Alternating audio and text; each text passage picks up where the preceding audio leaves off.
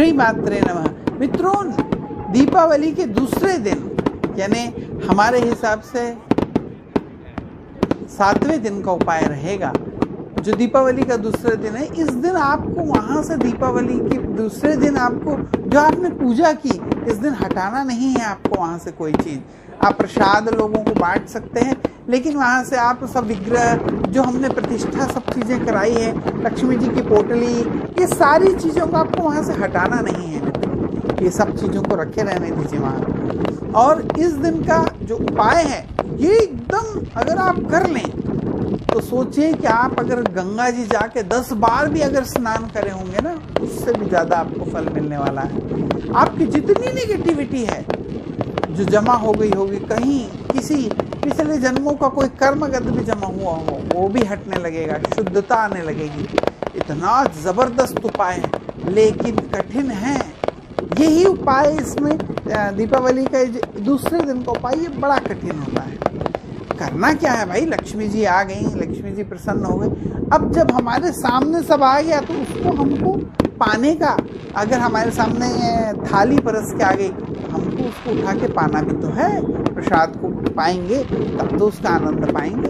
तो इसके लिए हमारी शरीर, हमारी कैपेसिटी इतनी होनी चाहिए। अभी तक हमने घर के अंदर लक्ष्मी जी को बुलाने के लिए शुद्धिकरण करा, हमने लक्ष्मियों को बुलाने के लिए प्रतिष्ठा की, एक एक सिक्के रोज के हमने प्रतिष्ठा की, इतना बढ़िया हमने धनदायक पोटली बना के रख ली है, सारी चीज़ तैयार है। लेकिन उस ऊर्जा को पकड़ने के लिए आपका भी तो शुद्धिकरण होना चाहिए। आप भी तो इतने बलवान हो कि उस एनर्जी को पकड़ सकें। करना क्या है, दीपावली के दूसरे दिन पूरी रात यानी 31 तारीख की पूरी रात महानिशा काल है। तो 1 तारीख के दिन भी इसमें इस बार महानिशा काल पड़ रहा है, जो शाम के 4, साढ़े 4, 5 बजे तक अप्रॉक्सीमेट रहेगा।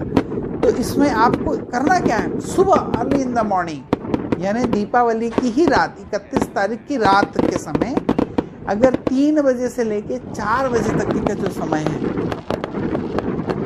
यानी 1 तारीख की सुबह AM 3 बजे से लेके 4 बजे तक एकदम रात के समय, जब आप 31 तारीख की रात को पूजा करके जब सोएंगे तो दूसरे दिन सुबह 3 से 4 के बीच में अगर सुबह स्नान करके उठ के अगर आपने तिल का तेल लगा लिया पूरे शरीर में, तिल का तेल लगा के, और उसके बाद अगर आपने गुनगुना पानी ले लीजिए, अब बढ़िया स्नान करिए, साबुन लगाइए, उसके बाद कोई परेशानी नहीं। हम ये कर क्यों रहे हैं? दरअसल मित्रों, माता लक्ष्मी जो है ना, वो तुला राशि में ही उनकी पूजा होती है। तो ये पूरी जो व्यवस्था जो की गई है ना, ये राशिगत तुला राशि की रहती है, और माता लक्ष्मी उस राशि में बहुत प्रसन्न रहती है। और मित्रों, यहाँ पर शनिदेव बहुत प्रसन्न रहते हैं। तो इसीलिए जब आप अपने शरीर के ऊपर में तेल लगाते हैं ना, तेल मर्दन करके, मालिश करके जब आप स्नान करते हैं, तो भगवान शनि प्रसन्न होते हैं। भाइयों, शनिदेव प्रसन्न करने के लिए आप क्या क्या करते हैं? शनि मंदिर जाते हैं, दान पुण्य करते हैं, छाया दान करते हैं। ये पूरे साल आपके शनि प्रसन्न करने का मैं आपको उपाय दे रहा, जिसको कहते हैं महागंगा स्नान। महागंगा स्नान इसको कहा जाता है। तो सुबह के समय आप 3 से 4 बजे के बीच में ब्रह्म मुहूर्त में अगर आपने तेल का तेल लगा के सुबह उठ के अगर स्नान कर लिया, अपने मुख्य द्वार के ऊपर में दोनों तरफ में अगर 2 दिए जला दिए, उन दियों के अंदर में 2-2 इलायची और 2-2 लौंग डाल के अगर आपने जला लिया सुबह के समय स्नान करने के बाद, साल भर शनिदेव की भी आपके ऊपर प्रसन्नता बनी रहेगी।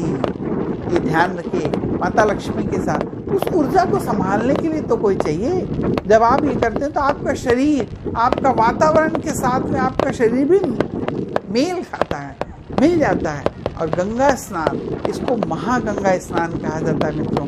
गंगा नदी में, गंगा जी में जाके, प्रयागराज में, हरिद्वार में आपने जाके 10 बार स्नान किया होगा, लेकिन आप अपने घर में करके देखिए और बताइए मुझे साल भर में आपको कितना ज़्यादा फायदा हुआ, मानसिक कितनी शांति, शनि की पीड़ा कितनी शांत हुई आपकी, ज़रूर मुझे बताइए। इसलिए ये पहले से मैं आपको बता दे रहा हूँ ये उपाय, कि कहीं ऐसा ना हो कि भैया लेट हो गया कब पब्लिश करें, इसलिए मैं उसको इस उपाय को जल्दी पब्लिश कर दे रहा हूँ कि दीपावली के पहले ही आपको मिल जाए कि महागंगा स्नान आप कर लें।